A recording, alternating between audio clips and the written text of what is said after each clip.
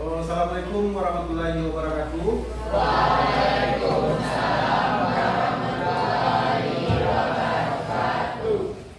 Selamat siang anak-anak Bapak semuanya. Iya. Apakah sehat semuanya? Alhamdulillah. Alhamdulillah. Baiklah, sebelum kita mulai kegiatan pembelajaran kita pada siang hari ini, diharapkan kepada anak kami dapat berdoa terlebih dahulu. Pada kita kelas, kita persilakan. Lima duduk, siap. 4 gerak. 3 gerak. Gerak.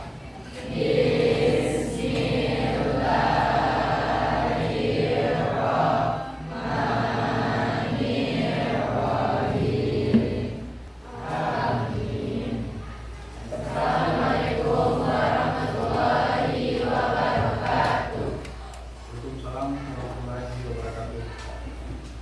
Baiklah, sebelum kita mulai, dapat melakukan pengambilan absen terlebih dahulu. Bismillahirrahmanirrahim.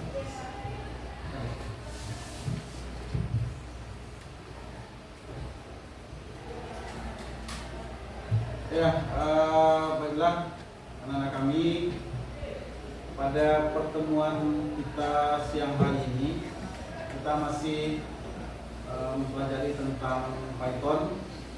Ya, seperti biasa untuk belajar Python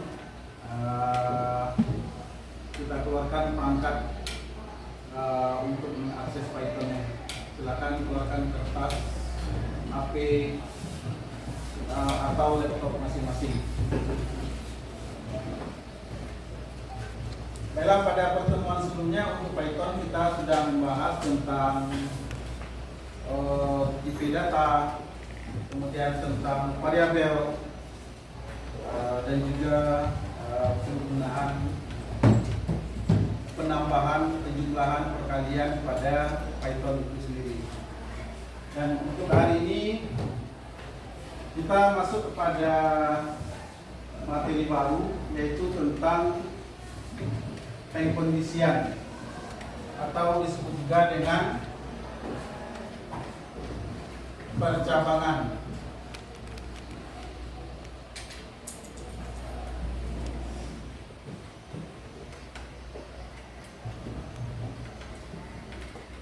Untuk pengkondisian ini ada beberapa lambang yang sering kita gunakan atau yang sering dipakai.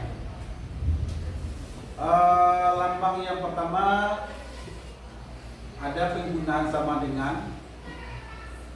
Kemudian di sini ada lambang apa? Ya, besar dari atau lebih dari. Kemudian ada kurang dari. Kemudian di sini ada lambang tidak sama dengan. Kemudian lebih sama. Kemudian ada kurang sama dengan. Yang pertama yang kita bahas terlebih dahulu, kita bisa membedakan lambang-lambang yang Bapak tampilkan di depan. Misalnya, kalau misalnya kita gunakan angka 8 di sini, kalau yang kurang dari angka 8, berapa nilainya? Ada 7, ada 6, 5, dan seterusnya. Pokoknya yang kurang dari angka 8. Tapi kalau misalnya kita gunakan lambang kurang sama, nah berarti masuk angka 7, 6, dan seterusnya. Pokoknya kalau saya kurang sama berarti masuk angka tersebut. Kemudian kalau saya kita gunakan lebih, yang lebih dari 8, 10, dan seterusnya. Kemudian kalau seandainya lebih sama, Masuk angka 8, 9, 10, dan seterusnya. Jadi yang pertama yang harus kita pahami terlebih dahulu untuk prekondisian ini adalah lambang yang dipakai untuk prekondisian ini. Kemudian yang kedua, untuk prekondisian itu secara garis besar ada 3, ada if, ada else, kemudian ada penggunaan elif. Kita mulai dari yang pertama terlebih dahulu.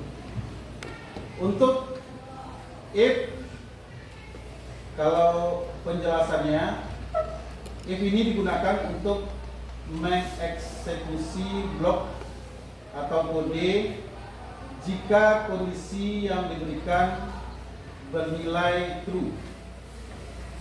Jadi prekondisian ini akan berjalan jika kondisinya bernilai benar.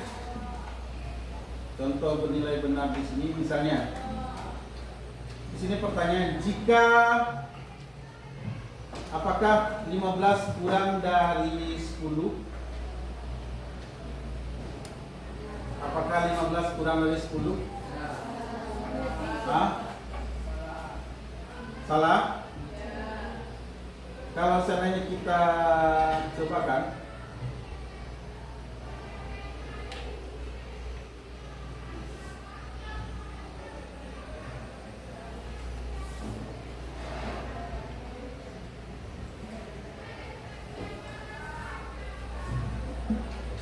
jadi kalau seandainya kita cobakan, karena pernyataannya salah, karena di sini seharusnya kan 15 ini kan lebih dari 10, ya kan? Ya kan?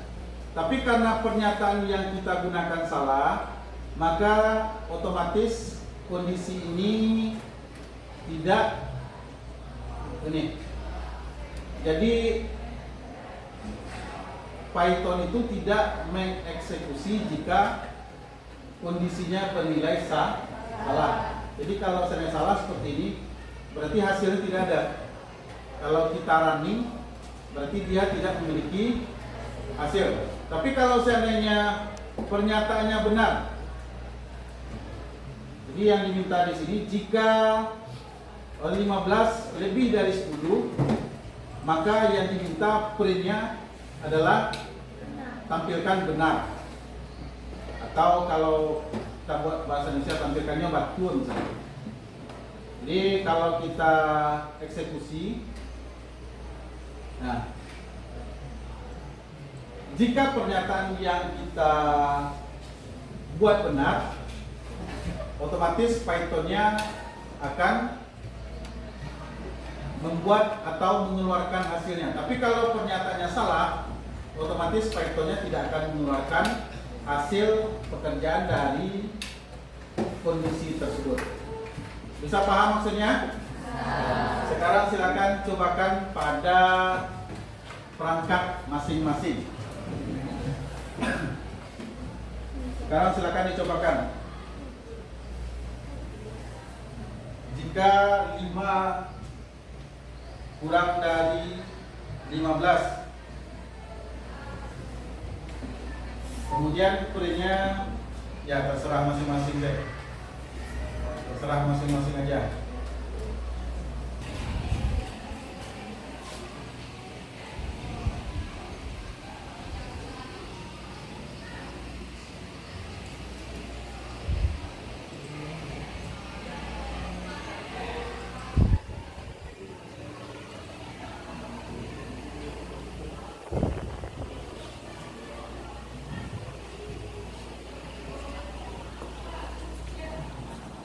Jadi jika 5 kurang dari 10, kalau di sini Bapak minta tampilannya adalah benar, berarti seharusnya kalau seandainya perintahnya betul, berarti otomatis akan keluar seperti ini. Benar. Bisa? Ada yang tidak bisa? Bisa semuanya?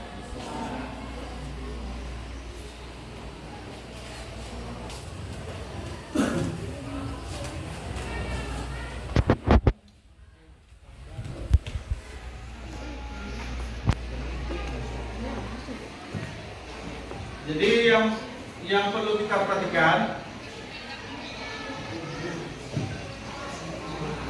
jika kita mengeksekusi pernyataan yang benar, otomatis hasil dari Python itu akan ditampilkan. Tapi jika pernyataannya salah, otomatis hasilnya itu tidak ditampilkan. Oke, itu untuk yang bagian if. Ada yang ingin bertanya terlebih dahulu? Ada yang ragu? Bisa semuanya? Bisa. Oke. Sekarang kita masuk pada bagian yang kedua.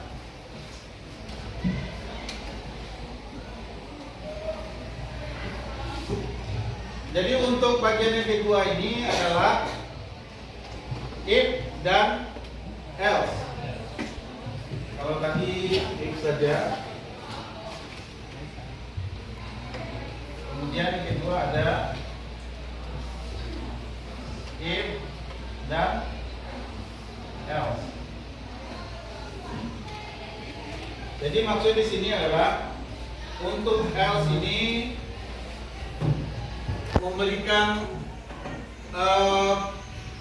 pernyataan yang lainnya. Contohnya, jika siswa di atas 75 berarti tuntas. Untuk yang lainnya di bawah, berarti yang di bawah 75 berarti tidak tuntas. Jadi kalau seandainya kita punya dua pernyataan atau dua pengkondisian, otomatis untuk pengkondisian yang kedua kita menggunakan fungsi else. Contoh seperti ini. Ini jika nilai lebih dari 70 berarti dianggap lulus misalnya. Kemudian selain itu berarti dianggap tidak lulus. Jadi kalau lebih dari 70 berarti 70, 71, 72 sampai seterusnya. Berarti itu dianggap menjadi bagian lulus. Tapi kalau seandainya yang lainnya yang di bawah 70 berarti itu dianggap menjadi tidak lulus. Kalau kita cobakan seperti ini. Ini jika nilai siswa 50, kalau seandainya kita ganti menjadi 70,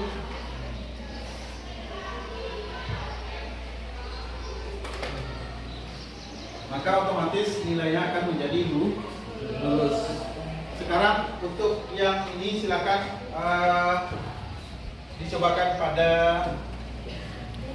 perangkatnya masing-masing dulu. Itu contohnya. Nanti kita cobakan pernyataan yang berbeda.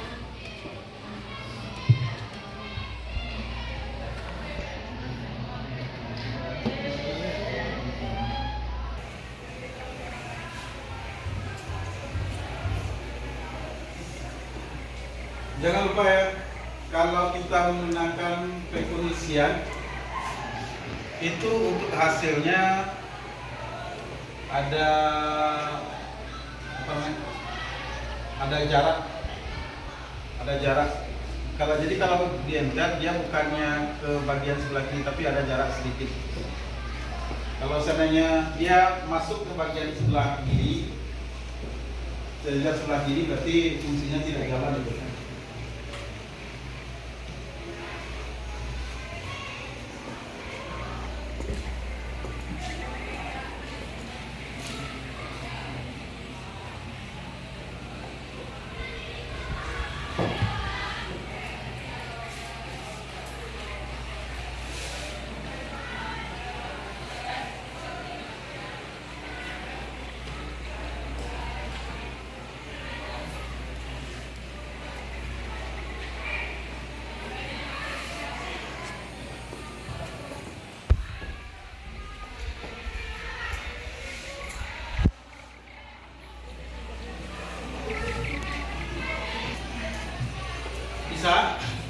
Bisa yang ini.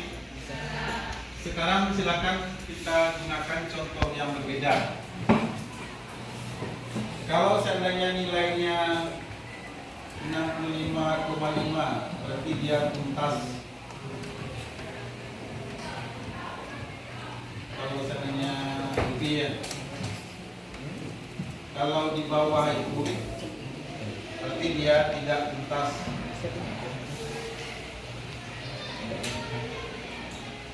Silakan dicobakan. Yang sudah selesai, nanti ada bonus nilai yang bisa.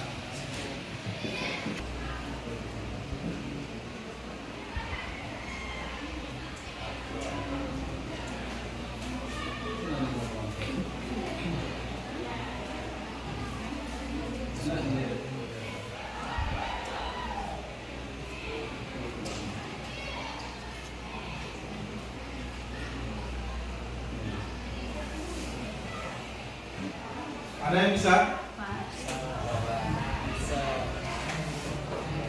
Jadi kalau seandainya 65,5 berarti kita gunakan titik ya.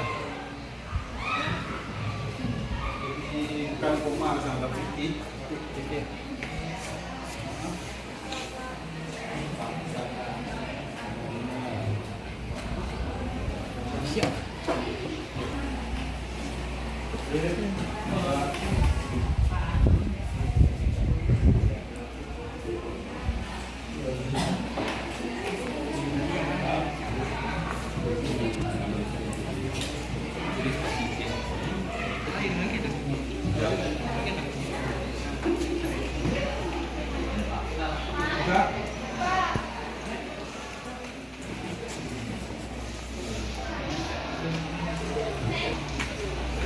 Sekarang silakan coba lanjutkan. Kalau seandainya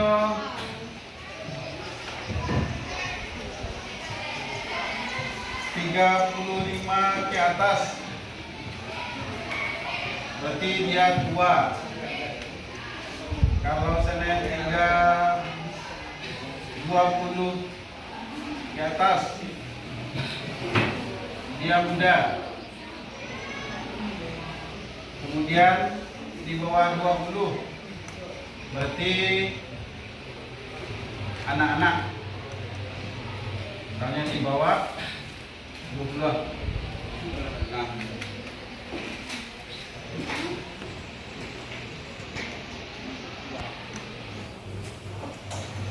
Kalau kita gunakan yang tadi if atau else, apakah bisa jalan? Tidak.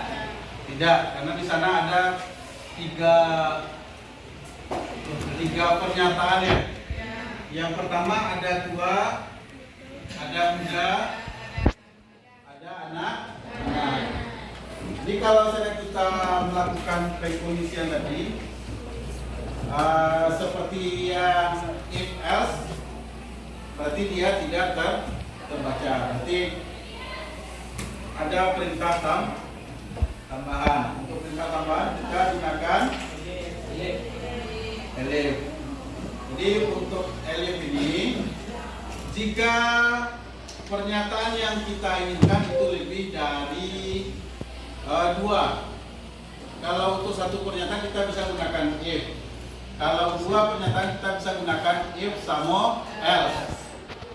Jadi jika nilainya 70 ke atas berarti tuntas dan tidak tuntas. Berarti kalau kita gunakan if, berarti yang else-nya berarti untuk yang tidak tuntas, berarti yang lainnya. Jika lebih pernyataan dari 2, berarti kita gunakan elif.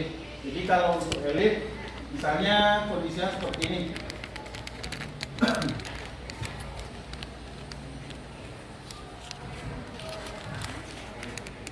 Contohnya, jika usianya kurang dari 10 tahun, berarti dia dianggap anak-anak. Kalau usianya kurang dari 17 tahun, berarti dianggap remaja. Kalau usianya kurang dari 35 tahun, berarti dianggap dewasa. Kemudian else ini selain itu. Jadi selain dari pernyataan ini, berarti dia akan menjadi tua. Jadi kalau seandainya anaknya umurnya 16 tahun, berarti dia masuk kategori ini, terbacanya remaja. Tapi kalau seandainya umurnya misalnya 96 tahun, kan di sini yang tidak masuk kategori ini adalah else, iya kan? Berarti dia akan menjadi tua, pilihannya menjadi tua pernyataannya. Oke, paham maksudnya? Paham. Untuk sementara silakan coba buat seperti yang di depan terlebih dahulu. Ini untuk else.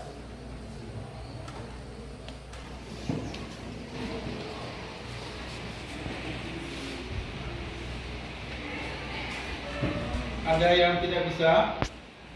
Bisa semuanya.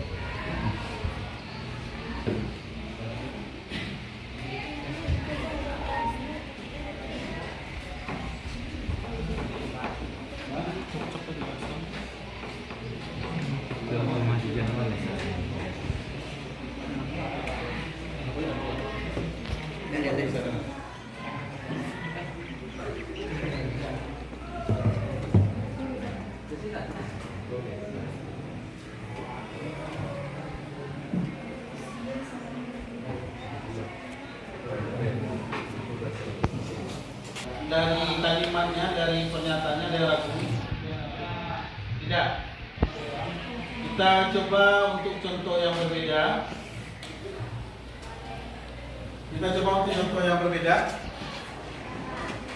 Jadi misalnya seperti ini.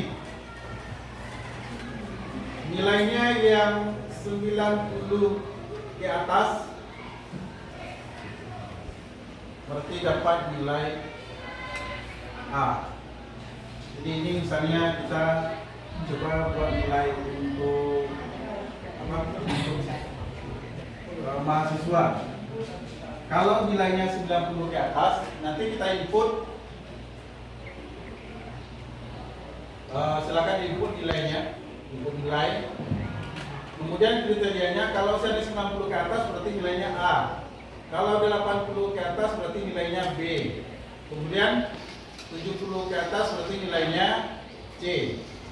60 ke atas berarti nilainya D. Kemudian di bawah 60 berarti nilainya adalah E. Silakan kalian coba buat. Pokoknya yang menjadi dasarnya adalah if, elif, dan else.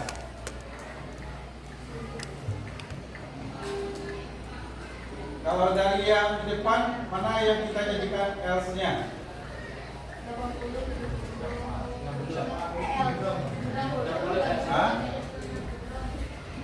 Berapa? Boleh 60, boleh 90.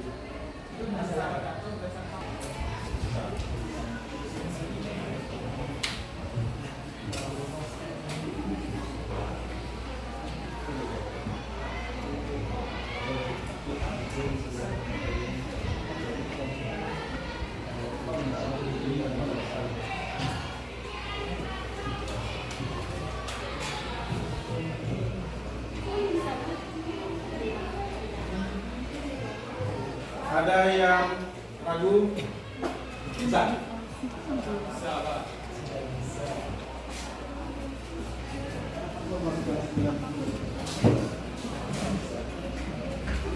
Nggak usah.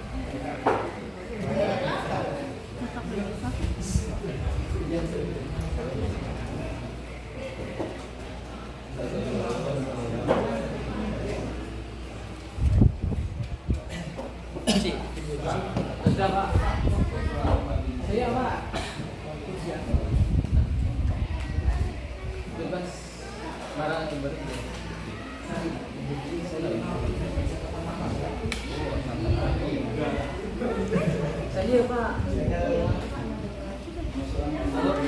Tadi Bu Zoom. Banyak itu sih. Aku testing lagi. Pak, siap Pak.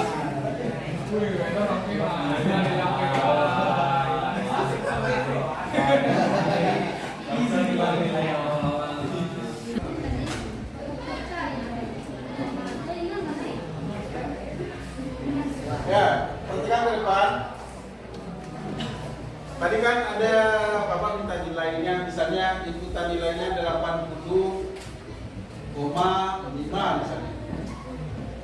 Jadi kalau seandainya inputan kalian masih menggunakan integer seperti yang di depan, berarti kan integer ini khusus untuk bilangan genap 1, 2, 3, 4 dan seterusnya.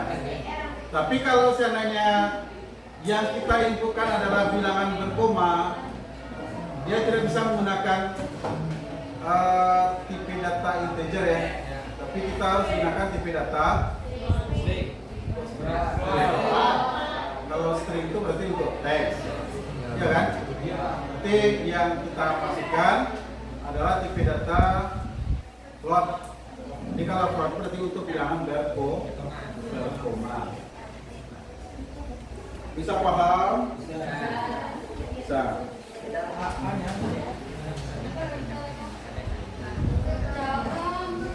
Ada, oh ya, kita dengarkan bagi menjelaskan materi yang kita pelajari untuk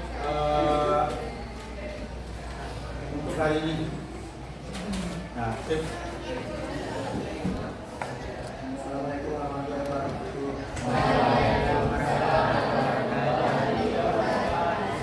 Saya ingin menjelaskan kesimpulan dari Python masalah kondisian tadi. If digunakan jika ada pernyataan benar, tidak menggunakan pernyataan salah. Jika ingin menggunakan pernyataan yang salah, maka gunakan if dan else. Jika pernyataan lebih dari dua pernyataan, bisa digunakan if and if. Dan jika pernyataan merupakan angka biasa, untuk di bagian input bisa ditambahkan tipe data di integer. Jika angkanya berkoma bisa ditambahkan tipe data float. Sekian dari saya. Assalamualaikum warahmatullahi wabarakatuh.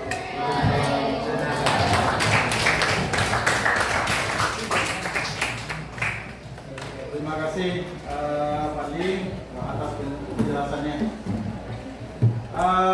Mungkin untuk hari ini kita cukupkan materi kita. Mungkin ada dari anak kami yang ingin bertanya terlebih dahulu. Ada yang bertanya atau ada yang ragu? Kalau tidak ada yang ragu, kita tutup materi kita hari ini. Assalamualaikum warahmatullahi wabarakatuh. Waalaikumsalam warahmatullahi wabarakatuh.